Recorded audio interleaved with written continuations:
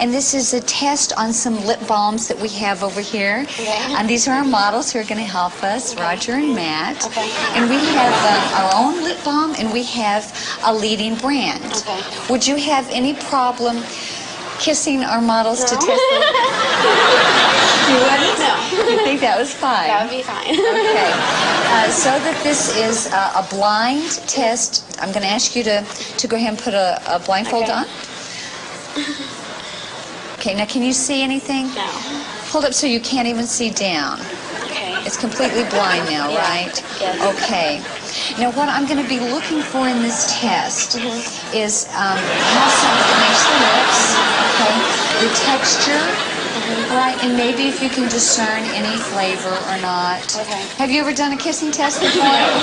You excited? Take one step in. Okay, now I'm going to ask you to pucker up big, and lean in just a little bit, okay? Okay. All right.